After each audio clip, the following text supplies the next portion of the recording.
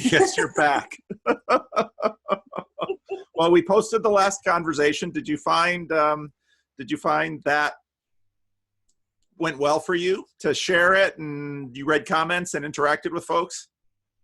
Yeah, yeah, I did. Yeah, I enjoyed. I did interact a little bit with some people, and actually, I've been reading Julian's blog, Coffee with Kierkegaard. Mm-hmm, Can mm-hmm, highly recommend it. mm-hmm, mm-hmm. And yeah, it was nice. It was nice to be able to share. And so I'm back. I'm back sharing again. I mean, I am sharing. Sherry sharing. Yeah.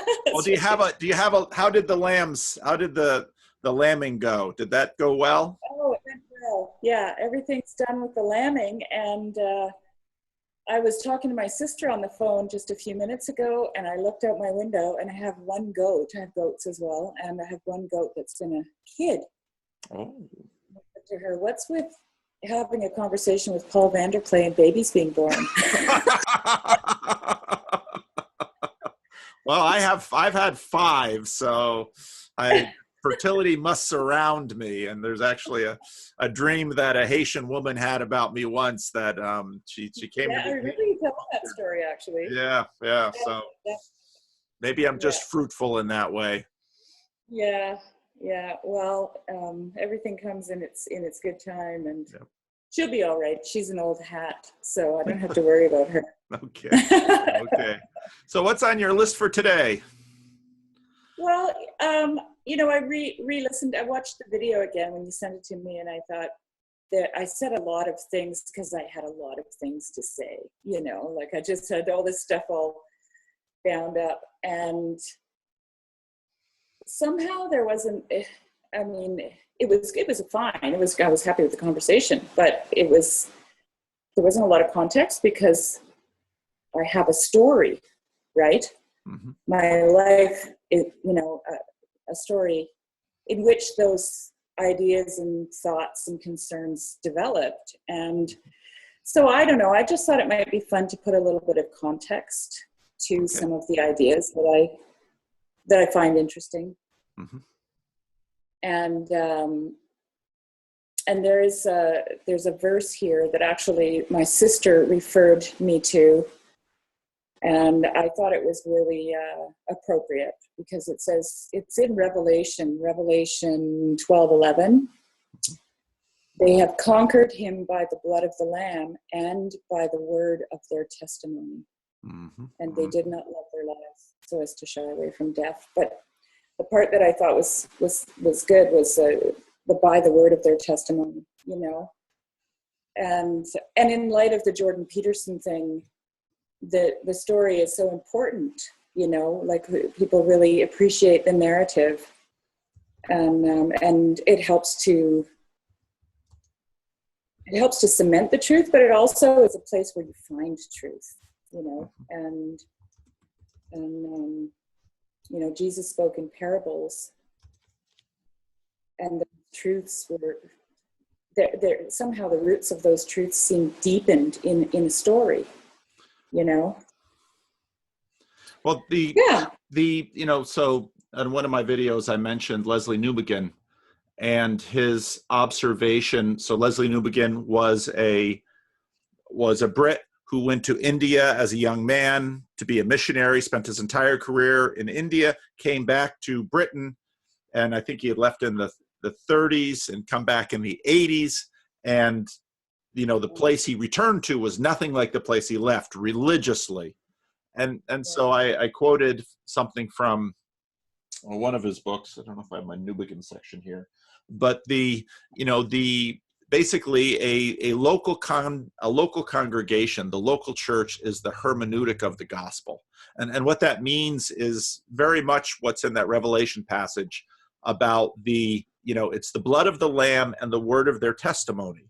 Because the blood of the Lamb is just kind of out there, theoretical, it's a story, but the word of the testimony and the testimony of the people, of the local people, is what make it real.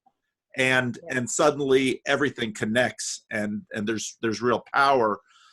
People change, and the gospel, then the word becomes flesh in the midst, in time and space, in a community, with an address, with a zip code, with real people and real names and real stories and all of that. And so that's, you know, that's very true and very right. Yeah. Yeah, and I mean, the first part of the verse says they have conquered him, and they're referring to Satan. The verse is referring to Satan, sure. You know, so it's pretty powerful, the word of the testimony, right? And the blood of the Lamb, of course. But well, I don't have Revelation open in front of me, but chapter 12, isn't that the dragon and the woman? Yeah. And she gives, you know, she's about to give birth, and the dragon's going to eat the child. And no, I just started preaching. I'm going to be spending a number of weeks in Revelation at our 11 o'clock service. And during seasons, I tend to follow at least somewhat the lectionary texts. And so I saw that the New Testament readings are in Revelation. So I thought I'd preach on those, because the book of Revelation is one of my favorite books in the Bible. It's an astounding book, but it's so hard and complicated. So it's so much fun. Yeah. And it's funny, because last time we spoke, I was talking about Genesis, and now I'm starting out with Revelation. And that's really how I'm like that, you know. I like the beginning of the book and the end of the book and all stuff in the middle. It's like it's jam-packed in there, but it's, you know, the story really is Genesis and Revelation, you know. That's, for me anyway, it is. But I thought I'd share a little bit about my journey, how God, you know, worked his way into my life. Okay. I did mention before that I wasn't raised in a Christian home. My mother's mother was a Christian, and my mother was a Christian. My father was not. And we attempted, they did attempt some church going moments, you know, and so I was exposed to a little bit of United Church Sunday school here and Baptist Church something or other there, but it wasn't very consistent. And so anyway, I was about 14 years old. My father had become a believer, and they started attending church pretty regularly. But I was well on my way to having my own identity and my own interests, and church wasn't one of them for me at the time. And I was actually quite a rebellious person. So I had some bad habits. I was into drugs and, you know, stuff like that at a young age. And my mother asked me one day if I wanted to go shopping with her for some clothes, and I thought, well, that would be great, you know, let's do that. And so we jumped in the car, and she drove me to the local church, and there were all these buses parked out there. And she opened the trunk and pulled out my suitcase and said, "You're going to Bible camp for the summer." And so I was very, very upset, of course. But this was their attempt at, you know, salvaging what they could. Yeah. And so I remember sitting in the bus, and I was looking out the bus window and thinking, these people are going to be so sorry they ever met me. They're going to send me home, you know. Yeah. And I don't remember a whole lot about the whole Bible camp stay, except for one very important moment in my life. And I guess they had a regular campfire every evening, and people would sit and talk and sing songs and, you know, stuff like that. So I was sitting at this campfire, and I was on my own. I didn't want to be friends with anybody. I really didn't want to be there. And I had my Bible. I had a Bible that my mother gave me, and it was sitting on my lap, and I had it because we had to bring it with us. And it was dark, and I looked down at the Bible, and the fire was flickering on the lettering, the gold lettering that said Holy Bible, right? And I don't know why I remember that, but somehow it jarred me, and I just thought, oh, this is so stupid. I'm getting out of here. I don't want to sit here any longer. And I got up from the campfire, and I walked along the beach. It was on a lake. And And suddenly I was thrown to the ground, literally. So I'm at this, very conservative Bible camp, Brethren Bible camp. And I get thrown to the ground and then face first in the sand and basically eating sand. And I could feel this heavy weight on my back, and all I could, I couldn't audibly hear anything, but I had this very strong sensation that God was saying to me, I love you. I love you. Right. And I was wriggling and trying to get up, and I couldn't get up. And this weight was just pushing me down, and I was trying to crawl in the sand, and I was being pushed down. And then finally I struggled up to my knees, and at that point this weight lifted. But the whole time the love of God was incredibly powerful. Like, I could feel it. I knew that that's what he was saying to me, and I was weeping. Like, I was weeping. And I got up and I walked down the beach, and I met a woman who was a counselor there, and she asked me if I was okay, and I didn't talk to her. I just kept walking and crying, and that was that. That was it. I didn't convert, I didn't suddenly jump up and say I'm saved or anything. I didn't even tell anyone, actually.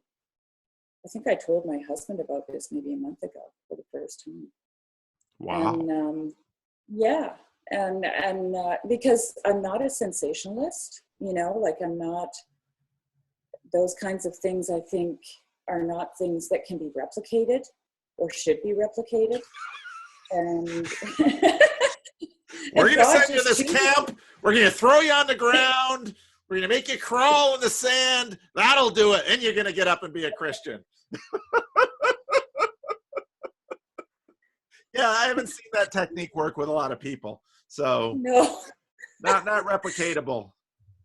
That's right. But when Jordan Peterson referenced Israel meaning wrestling with God, that whole experience came back to my mind as this moment in time where I really didn't want to be a recipient of God's love.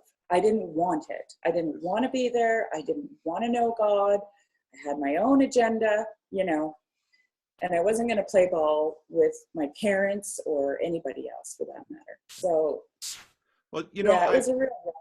I'm so glad you shared this story because, and I've made this point in a number of my videos, people share the stories you told me, while it's unique to you, is not categorically different from other stories other people have told me about similar events in their lives, especially events surrounding what would become part of the process of conversion. And as a pastor, people are willing to share these kinds of stories with me, but by virtue of our secular society, there's a degree of embarrassment about it because it's weird. These things are not supposed to happen. And so nobody talks about them.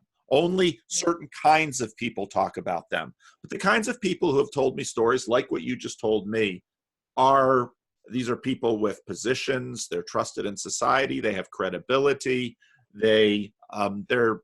Most of them are not Pentecostal in any way. They haven't had a lot of experiences like this, but something happened in a moment that turned their life around, and it's inexplicable.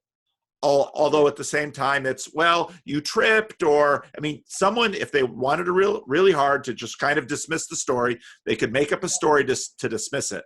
But nothing you've told me here surprises me at all, because I've heard many other people tell me similar things. Each story unique, but similar to what you just told me. Yeah, and it's this wrestling idea too, right? Like I really latched on to that. I knew that Israel meant that, but I had forgotten, and then with the listening to Jordan Peterson and thinking about my life, because my life has been very complicated. It's been difficult. I've struggled with depression. I've struggled with anxiety.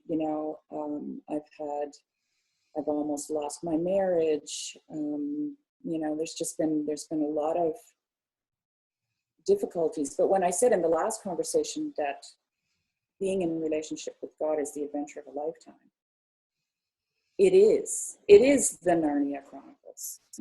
It isn't all, sunshine and rainbows, right? but there is this deep sense of knowing when you come into that relationship with God, there's a deep sense of knowing that he's got you, I've got you, and we're going to get through this, So I was struggling with the whole, like, once I became a Christian, I didn't tell anybody either. So I'm a Christian. I remember I told you the story of reading the Bible as a textbook. And I came into this relationship with God and through, just falling in love with Jesus. But I didn't want to tell anybody. And it wasn't necessarily because I didn't want to be accountable to anyone. It was because I wanted it to be real. I didn't want it to get, diluted with other people's ideas of what it should be, or theology or doctrinal differences, or I just wanted to keep it the way it was. It was really intimate and it was real, and I just, wanted it to be that way. And I was struggling with some things, some accountability things, about how I should live my life, and praying about those things. And I had a dream. So this was another pivotal moment, for me. And I dreamt that I was walking down this main street of a town, but I wasn't alone. I was in a crowd, and everybody was shoulder to shoulder, just jam-packed on this street. And they were all walking in the same direction, right? Just like jammed. And inside of the little alcoves of the stores along the street were these big, burly, bouncer type guys. They were just watching the crowd, scanning the crowd. So I'm in this crowd and I'm just, shuffling along with everyone. And I hear this, "Psst, Shari," and I look over. And I'm scared to look over even, because everyone's facing the same direction. They're all walking in the same direction. And I look over and I see these angels, these two angels standing in this alcove of the store. And they go, "Come here." And I'm like, I'm going to get over there. And I squeeze my way through. I join them in the alcove, and we're kind of hidden from view. And they said, "Look, you've got to walk the other way." And I said, "What? I can't. If I walk the other way, they're going to see me right away. Like, I'll be the only person, right? And how am I going to get through that crowd? Like, that's going to be brutal." And they said, "Yeah, we know. It's going to be hard, and we'll do what we can to help you out."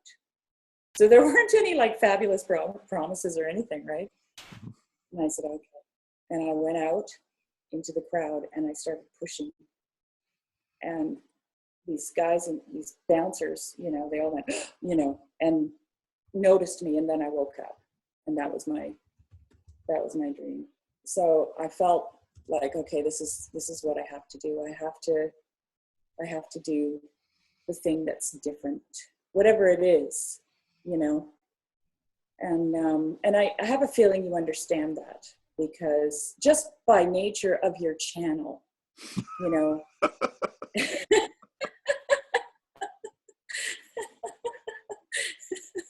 it's like I'm gonna have a YouTube channel.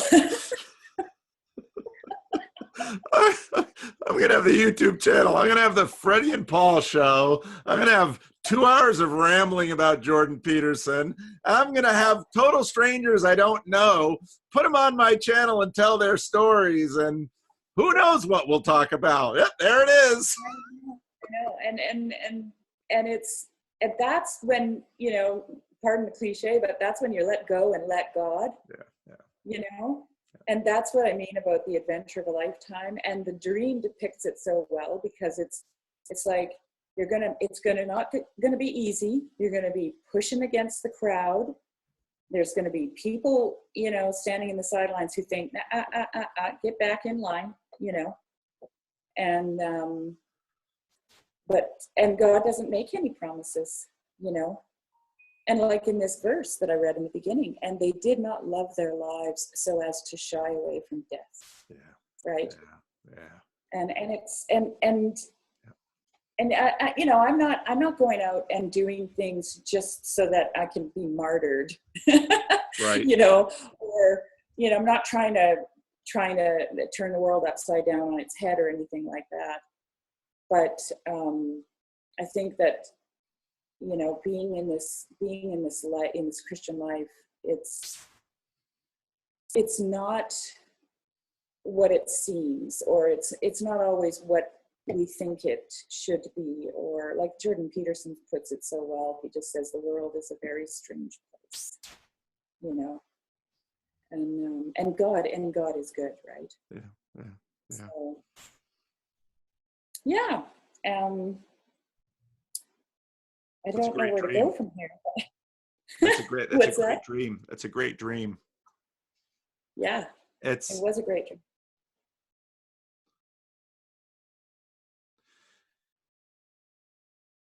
You know, one of the things, I don't know if it was with you that I said it, but, you know, God is always more than.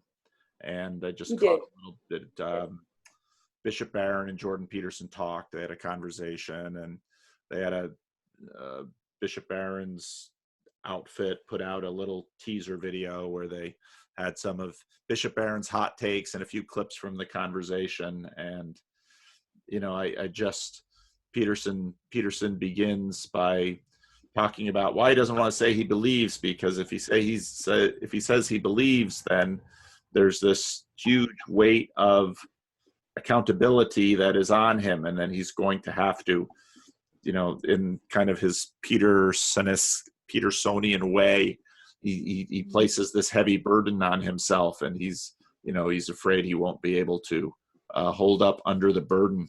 Well, there's, you know, and Bishop Barron comes back and says, well, that's, you know, respect that. And that's true. And it is true. It is.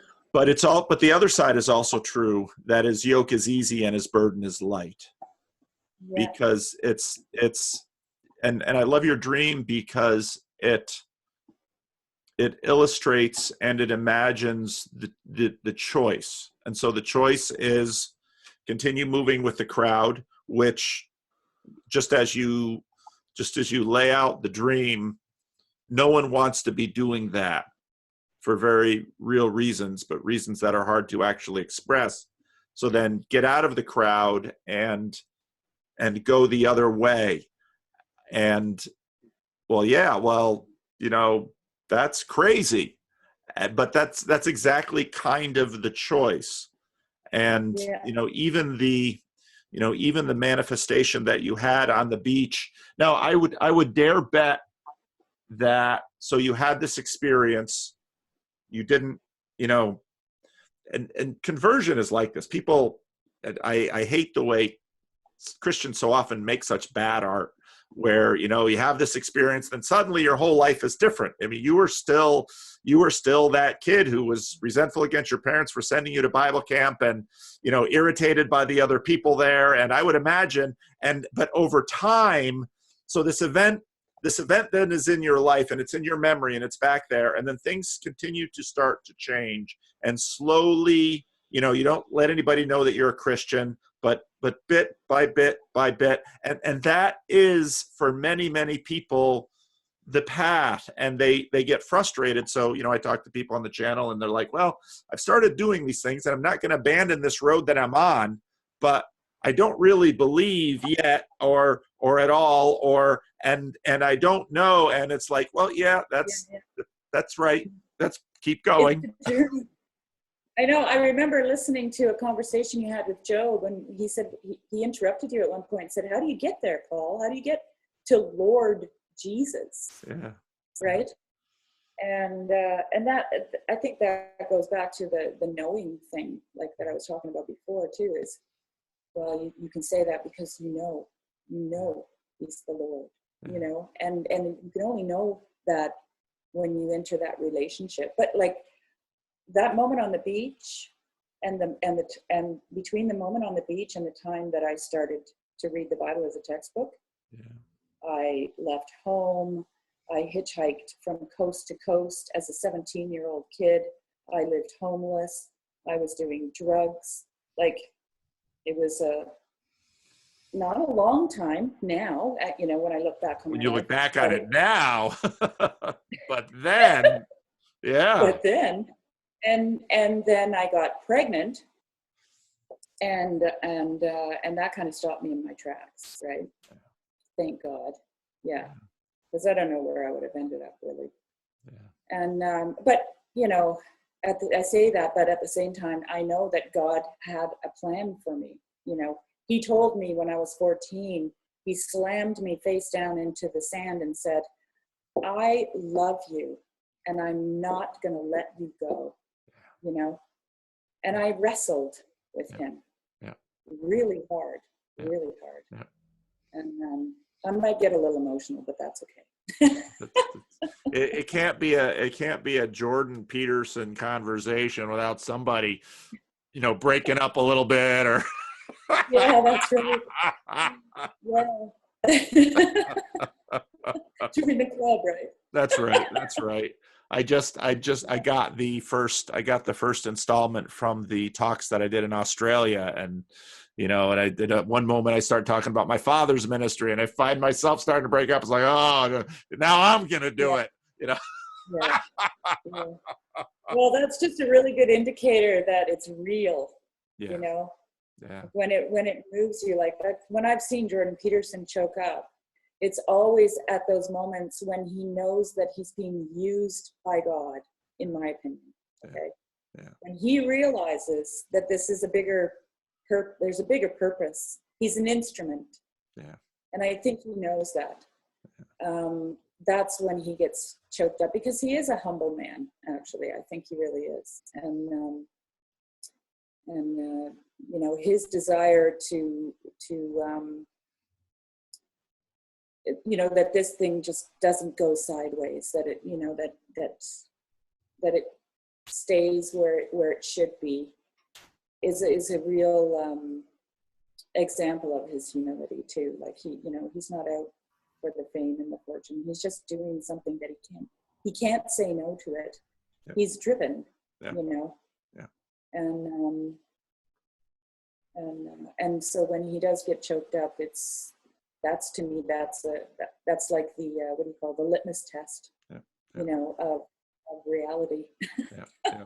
So you went hitchhiking, and so what were some of the other milestones in terms of changing? Your pregnancy, obviously, I mean, that will sober you up, because suddenly, you know, for whatever rebellion you did against your parents, once you're faced with the fact that this other little creature that you love for some mysterious reason now is depending on you, well, that sobers a lot of people up, you know, pretty quickly. Oh, yeah, that's one of the reasons that I don't agree with abortion, because as difficult as it is to be 19 years old, and I didn't want to have a baby. I had great plans to continue partying and doing my thing, you know, let alone, you know, some people want to go to college and get a career. That was the farthest thing from my mind.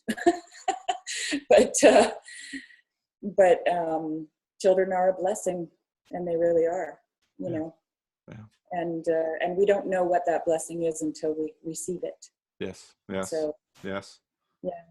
Yeah. So I had my daughter, and I started to realize, in, you know, reading the scriptures and moving in this relationship with Jesus and not telling anybody, like seriously not telling anybody. My sister would say, "Do you mind if I do my devotions out loud?" She was trying to convert me still. And I was like, I said, "You know what? I really mind." Sounds like you're still close to your sister, though. Oh, yeah. Oh. Yeah, we are very close. Yeah.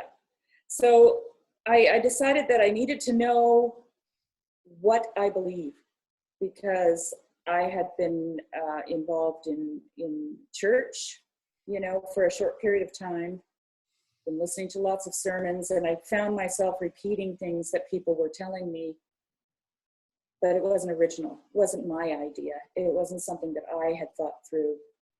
And so I went to, I don't know if you're familiar with Cape and Ray, Major Ian Thomas. He wrote a book called The Saving Life of Christ. And he established these, it's not really a Bible school, it's more like a 1-year communal living and biblical lectures, and then they have visiting teachers that come in, and they've got them all over the world. Oh, I've never heard of it. And no, Cape and Ray. It's called Cape and Ray Bible School. I think it's called Bible School. It started in Cape and Ray Hall in England, and then it got established India, Canada, Switzerland, Austria, all over the world. Yeah, I'm not exactly sure when he started it, but it kind of started out like Liberty, you know, where it's this, you know, communal learning and living thing. So I did that for a year, and with your daughter. With my daughter, yeah. Okay. Took my daughter with me, and that's where I met my husband, actually. Oh wow! And then what happened at the school while I was there was the John Wimber thing happened. Okay, so you better explain that. Most of the people listening to this probably don't know who John Wimber is, or what a very interesting. You can probably explain it better than me. Well, John Wimber was, I don't know the story real well, he was a Presbyterian basically, and he began to have these experiences and starts pursuing experiences of healing, of miraculous healing, deliverance, and he began to write books on this, and he founded a movement that grew into what would become at least part of the Vineyard Church movement, which is a charismatic evangelical, but still with some reformed theology in their DNA still. And Vineyard churches is a significant. I don't know how many of them there are, or how large they are. But and then John taught a Signs and Wonders course at Fuller Theological Seminary in California, which Lou Smedes. That was a place that some CRC notables went. Lou Smedes went there first. Eventually, Richard Mao would go there. But Lou Smedes wrote a very interesting little book, Should We Celebrate a Miracle? Because John Wimber was holding this class basically teaching seminarians how to facilitate ministry of the miraculous in their churches. And that you can find these kinds of things today, you know, notably Bethel Church in Reading, which is a couple hours north of us. They do a lot of that.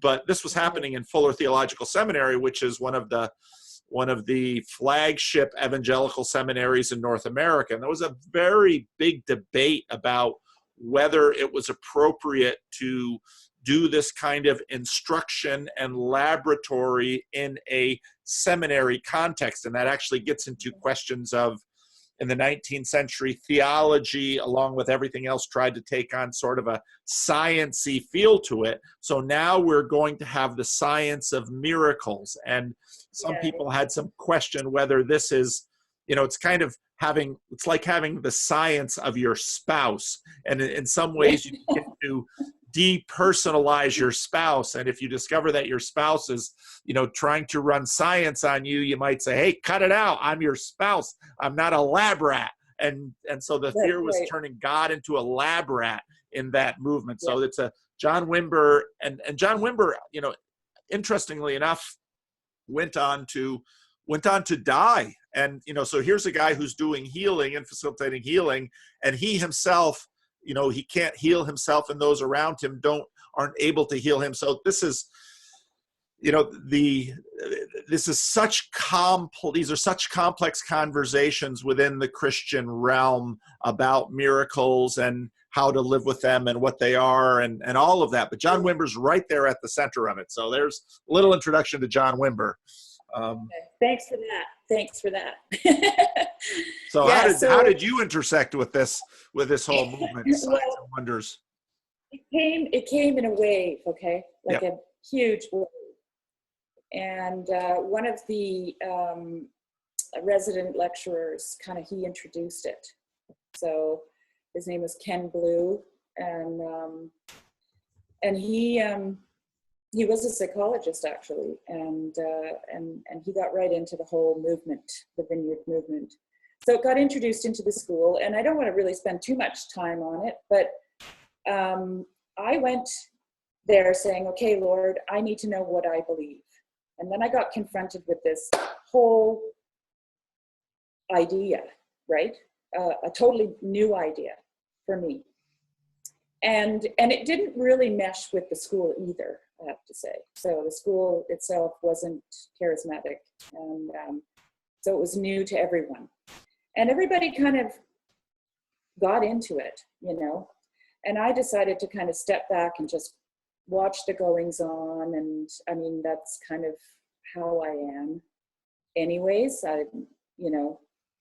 Like I said, I didn't tell anyone I got saved, right? I didn't tell anyone I was a Christian, even in my family. So I just stepped back and I watched and I read my Bible like crazy. I just read it and read it and read it. And I felt like if there's anything to this thing, it will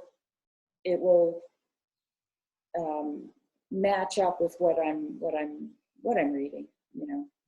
And so another pivotal moment for me was I went to a healing seminar at a local town that was hosted by Ken Blue, right?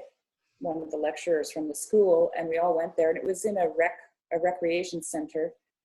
And so I'm watching all these people standing up, you know, and getting healed, or you know, people were prophesying that certain people were in the crowd and that they had this and that, and they should come forward. And everybody was, you know, crying and moaning and carrying on. I don't mean to sound disrespectful, but really that's what it was. Yeah. Oh, that's what happened in a number of these places. Yeah, and the doors to the room that we were in were open. And across the hall from where we were was a square dance club of senior citizens. And they had just finished their lessons, and they were coming out. And they were all dressed in their square dance clothes, right? And they were laughing and talking, and it was just loud. And I thought, and this thought came to my mind: if somebody gets up and closes the door, I'm out of here. I'm done with this. Because to me, what I saw was basically the world going to hell in a handbasket, and all these Christians worrying about all their little problems, right? And I mean, I had a world of problems. I had a little girl. I didn't have a job. I was already in debt, you know, but I just knew that God was bigger than my problems. And I also understood the idea of suffering, you know. I think that suffering is, suffering is painful, right? But pain is an indicator of something. And without pain, we'd be dead. We'd be dead sooner than later. Right. And I'm a firm believer in the idea that we are purified through suffering. It makes us better people, you know, in general. And so Paul says, rejoice in the Lord always. And again, I say rejoice. And there's no clause except for when, you know, your leg hurts or something. You know, it's always. And I've taken opportunities when I've been in serious pain, and rejoiced, and it's made a world of difference because it reminds me of who's in control of my life, right? And that idea that I've got you, you know, I love you. And I was listening to your conversation with Andrew this morning, and he mentioned in there how he appreciated the fact that Jordan Peterson says, I don't know. There's, you know, things that I don't know. And you say the same thing. And I commend you for that, because a lot of Christians think that they have to have all the answers, you know. And I think that all we really need to know, and I've heard you say this actually, is that God is good. Yeah. He's good. Yeah. That's it. You know, that's all we need to know. And I mean, I have faced death, and wasn't sure if I was going to talk about this, and it'll probably get me all teary, but I had in 2007, I had a brain injury. I had a car accident and I suffered a brain injury. And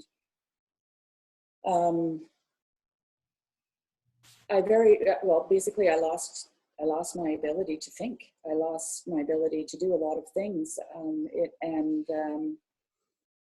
couldn't remember anything.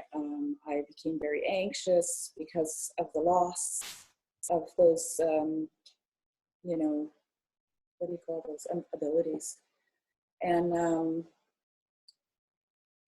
a year, you know, I suffered with it for a year before I was diagnosed. And so I didn't really know what was happening to me.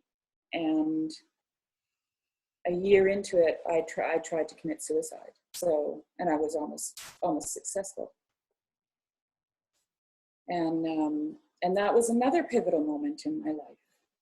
So I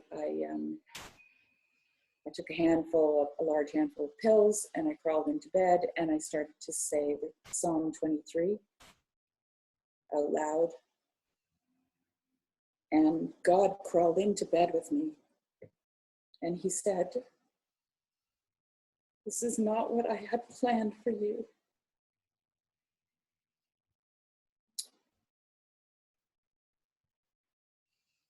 But he said, "But I know how hard it is. I know it's hard, and I'm here."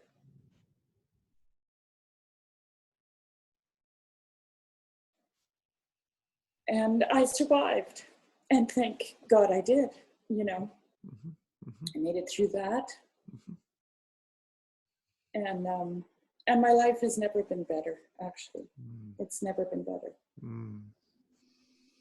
But that moment was when I realized that he does know our suffering.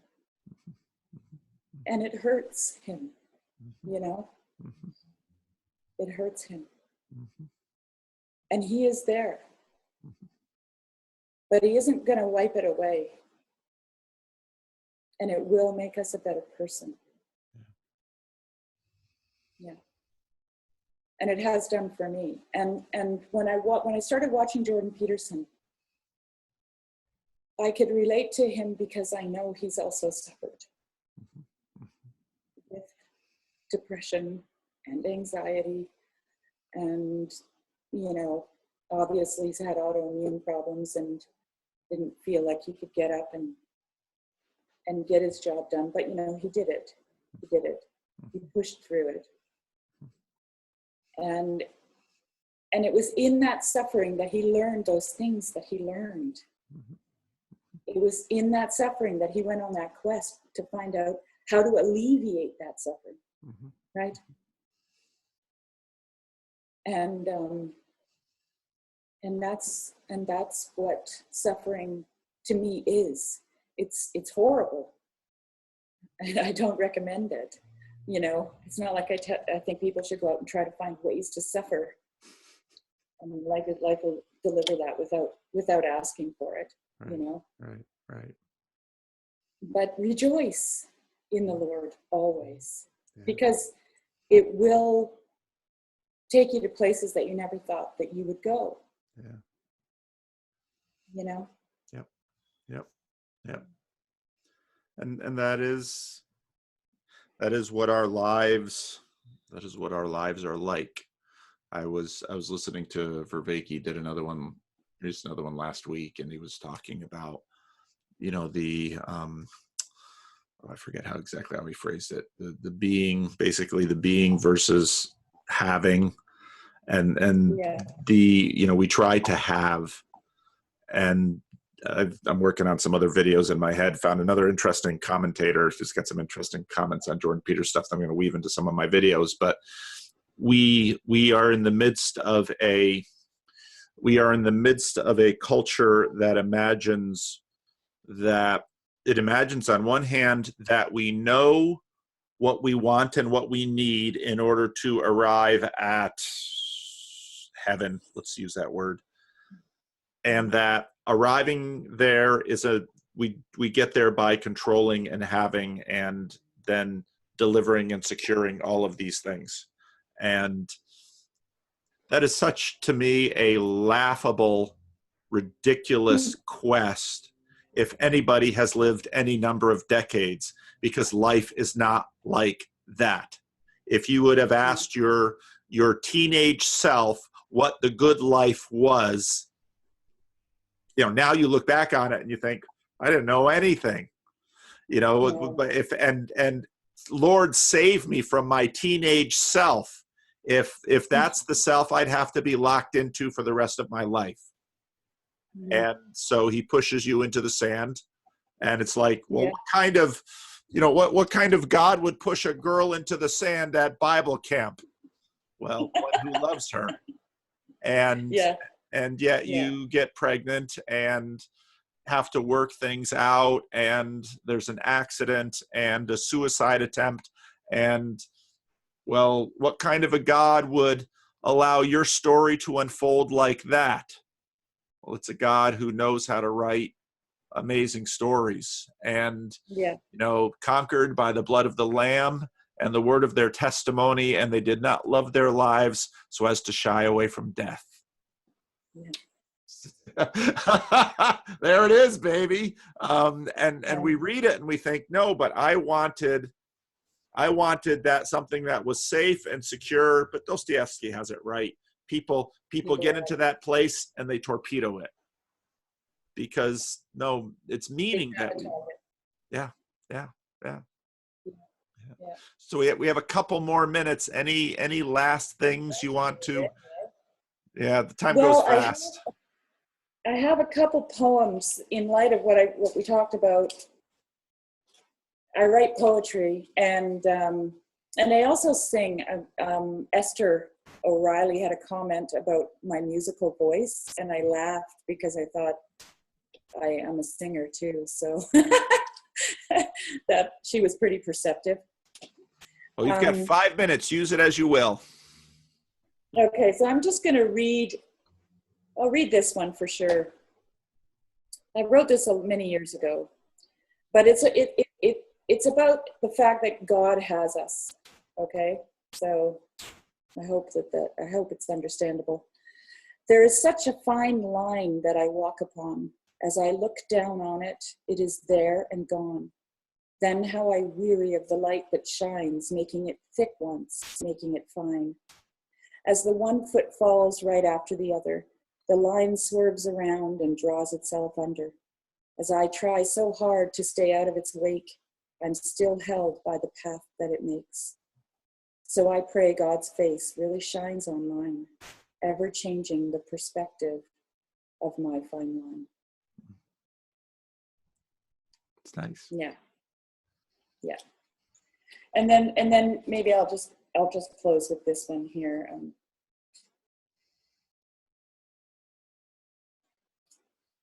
Because I like to think about God a lot, and the more you think about God, the more you feel your own limitations, because he's so infinite, right?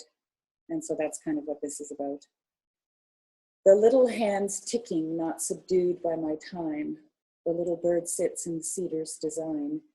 The wind ruffles feathers as the little bird climbs, and I'm having no trouble with finding the rhyme. How I envy the cedar's wisdom sublime.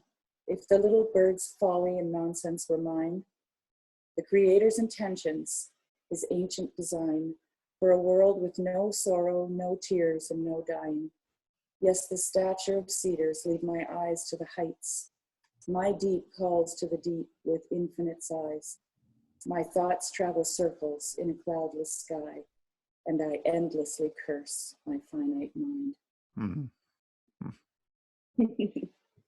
So I'll just leave it at that, Paul.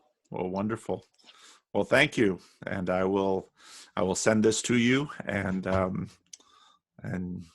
you know, if you decide you'd like to post it, and everybody, I always say that, and the ones that we post, obvious people like, yes, post it, yes, post it. Well, if you saw it, we already posted it. Yeah. Good to talk to you again, Shari. Yeah, it was great. Thank you very much for your time, Paul. All right, take care. Yeah, bye-bye. Bye-bye.